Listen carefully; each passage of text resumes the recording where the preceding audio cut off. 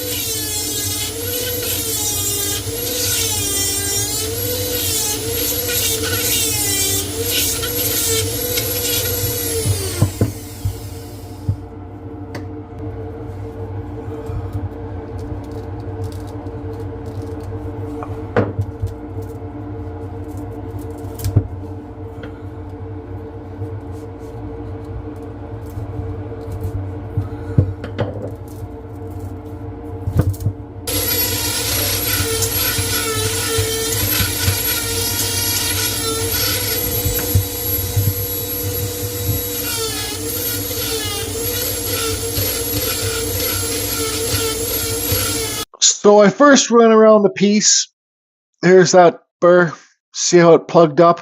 I thought it would actually plug up a lot more, but so that's what wood does, is plugs up these burrs. There's lots of ways to unplug these burrs. I torch it out personally. You get a little, they say, brass brush or whatever kind of brush. I use a little metal jeweler's brush, like to clean out files, but I don't have one here. I gotta order one.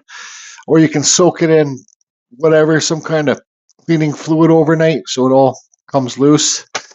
Here's the Kutzall Extreme Flame Burr.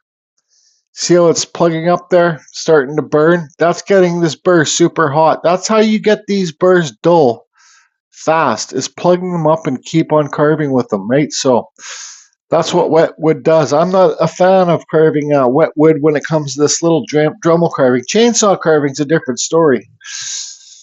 So this is not a tutorial how to carve wood spirit. I got a million of those videos out there. Where do you want to put your eyes? I want to see how fuzzy this wood is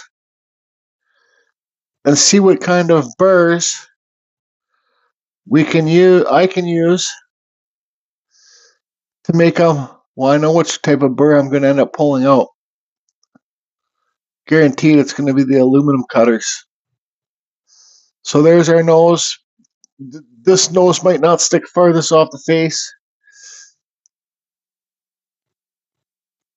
Make those mustache things come off at the same time. We'll draw this in later. All right, so I'm going to keep on using this extreme burr with no microphone. I'll wear my dust mask. And once I stop using this, then I'm going to start using the aluminum cutting burr. These burrs work more like chisels, so you kind of have to go with the grain when you're using these, like knife carving, because if they catch the grain, it gets even more fuzzy. So let's do that. Let's start off with that Kutzall burr, try and cut some lines in there, carve deeper, and carry on.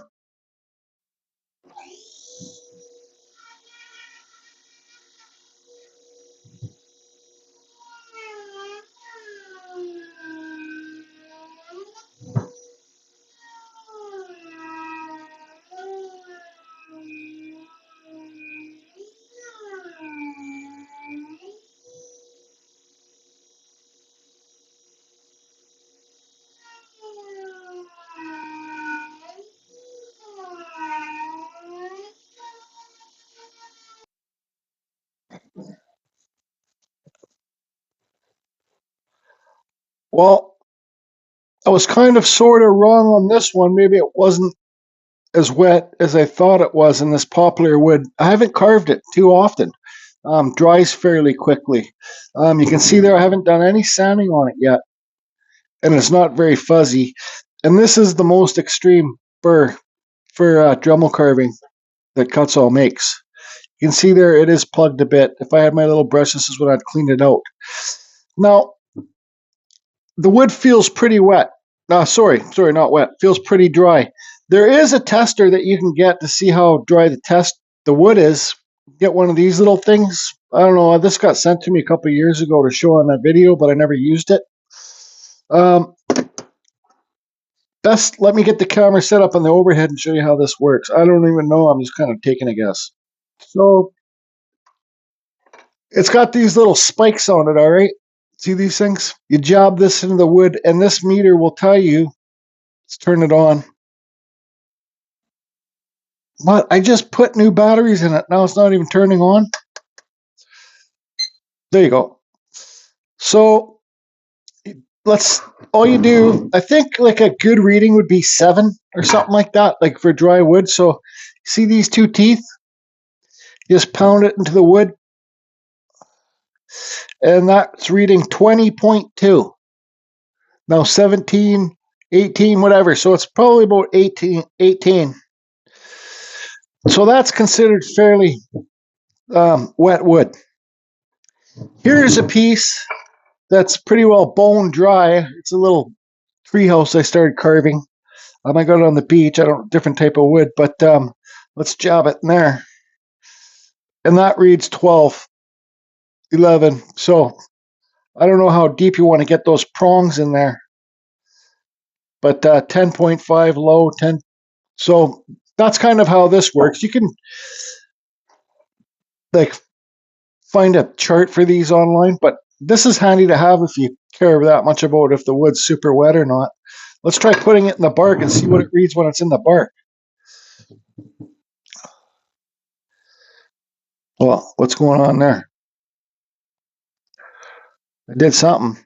I pushed too hard or something. That's what you get for these. Yeah, that's like 42, 3 point. That's in the red. That's 42 point, whatever. You can read it. So that's in the red. Let's try it again. Yeah, so there you go. It's in the red. Super wet. The bark's still super wet. Well, let's try here again. Yeah, 22, whatever. So there you kind of see how you can tell if your wood is dry or not. This is super dry, so maybe that's a good thing, like 10, 11. Anyways, just thought I'd show that. Now I'm going to try and, just because I carve this out, I know it's hard to see on camera, just because I carve this out now, doesn't mean when you're doing the details, it's not going to get fuzzy. So there's just carved up side view. I think what I'm going to do is, just like I said, this video is not to carve how to carve a wood spare. I think what I'm going to do is talk about these aluminum cutting bits a little bit more. The kind that I like to use here, they're in my Amazon store. I'll leave a link below. They're called UFO. What are they? UFO toll or whatever. Now, these aluminum cutting bits, I said on a recent video. So here's the ones that I like to use. They have big flutes. See those cutters on there? Now, you have to be careful when you buy these because they come in sets like this, sets of 10. Now, let me pull one out of here. It's kind of the same shape as this. Now, you see how small are these flutes on this where I'm tapping? Or on this one? They're different. These ones are bigger. See that? So, and they come even, they come even smaller flutes. That's what the cutters are called, flutes. Well, that's a good one. Let's see here. So, there's 3 different sizes. So, aggressive, medium, and then less aggressive. These work really good for carving hardwood. Yeah. They carve like planes. So I'm going to put this in here. Maybe we'll try and carve some nice smooth beard hairs in here. We'll see. Now Now, I don't usually like carving the lighter colored wood on my videos because it's hard to see the shadings and stuff like that. So let's turn the fan on here and try and give it some nice smooth beard hairs.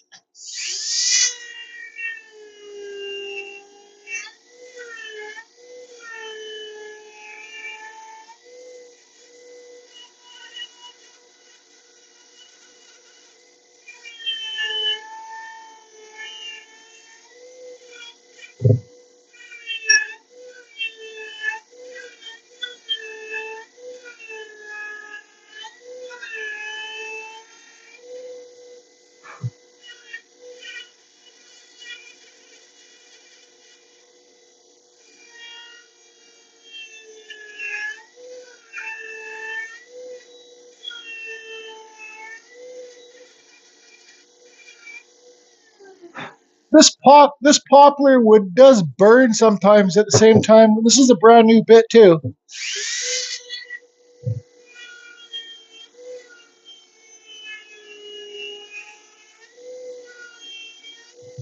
Let's do some carving right here at the side of the face. I don't know how well you're going to see, but I can see a cut line there.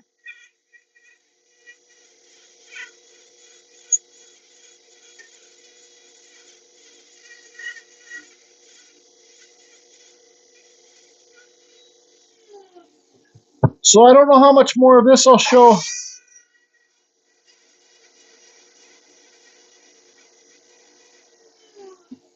I won't show much more of this on video, but these cut super clean. Like you can see, I don't know if you can see how smooth that side is.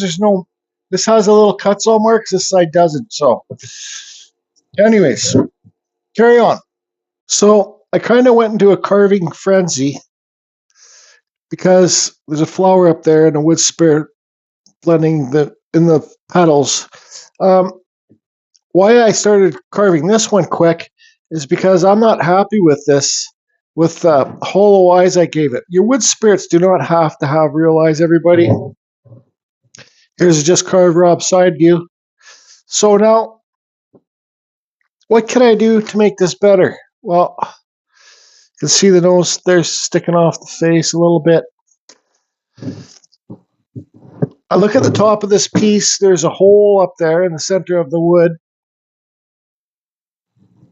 How much depth do I got there? How far does that hole go down? Look at the bottom, kind of goes through it. So I think what I'm going to do is just challenge myself, and this might be able to help everybody. You know, if you do a wood spirit that you don't like and you don't like the hollow eyes, carve those eyebrows down. What I'm going to do is I got my Fordham SR series right here with this Kutzall bar, 1/4 inch, right? This is the bigger carver.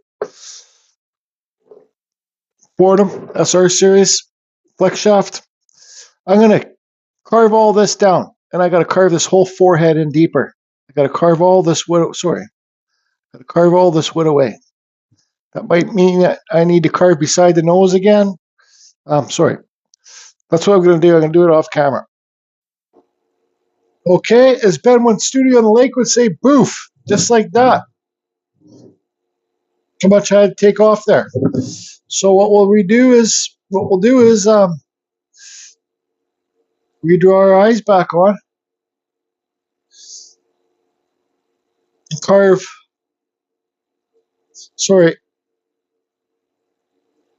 carve deep below the eyes, carve beside the nose again, and just try and shape it again. That's how you fix a curve that you don't like. Yep. So hopefully somebody's learned something today.